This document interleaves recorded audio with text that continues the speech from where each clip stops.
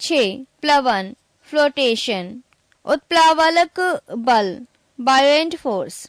द्रव पर वह गुण जिसके कारण वह वस्तुओं पर ऊपर की ओर एक बल लगाता है उसे उत्क्षेप या उत्प्लावक बल कहते हैं। वह बल वस्तुओं द्वारा हटाए गए द्रव्य के गुरुत्व केंद्र पर कार्य करता है जिसे उत्प्लावन केंद्र सेंटर ऑफ बायोएंसी कहते हैं। इसका अध्ययन सर्वप्रथम आर्किमिडीज ने किया था। आर्किमिडीज का सिद्धांत, जब कोई वस्तु किसी द्रव्य में पूरी अथवा आंशिक रूप से डुबोई जाती है तो उसके भार में कमी का आभास होता है।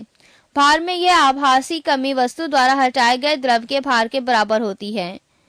प्लवन का नियम, फर्स्ट, संतुलित अवस्था में तैरने पर वस्तु अपने भार के बराबर द्रव्य विस्थापित करती है। सेकंड, ठोस का गुरुत्व केंद्र तथा हटाए गए द्रव्य का गुरुत्व केंद्र दोनों ही एक ऊर्ध्वाधर रेखा में होने चाहिए।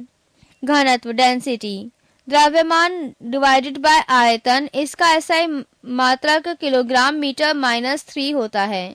आपेक्षिक घनत्व रिलेटिव डेंसिटी, वस्तु का घनत्व डिवाइडेड बाय 4 डिग्री सेल्सियस पर पानी का घनत्व। आपेक्षिक घनत्व एक अनुपात है अतः इसका कोई मात्रक नहीं होता है। आपेक्षिक घनत्व को हाइड्रोमीटर से मापा जाता है। सामान्य जल की अपेक्षा समुद्री जल का घनत्व अधिक होता है, इसीलिए उसमें तैरना आसान होता है। जब बर्फ पानी में तैरती है तो उसके आयतन का 1/10 भाग पानी के ऊपर रहता है। किसी बर्तन में पानी भरा है और उस पर बर्फ तैर रही है। जब बर्फ की पूरी पिघल जाएगी तो पात्र में पानी का तल बढ़ता नहीं है, पहले के समान ही रहता है।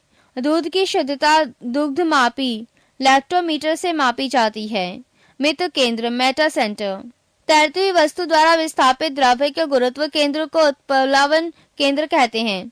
उत्प्लावन केंद्र से जाने वाली ऊर्ध्व रेखा जिस बिंदु पर वस्तु के गुरुत्व केंद्र से जाने वाली प्रारंभिक ऊर्ध्व रेखा को काटती है उसे मित केंद्र कहते हैं।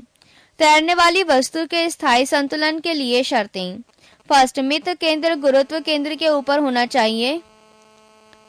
सेकंड, वस्तु का गुरुत्व केंद्र या हटाए गए गुरुत्व केंद्र अर्थात उत्प्लवन केंद्र दोनों को एक ही ऊर्ध्वाधर रेखा में होना चाहिए।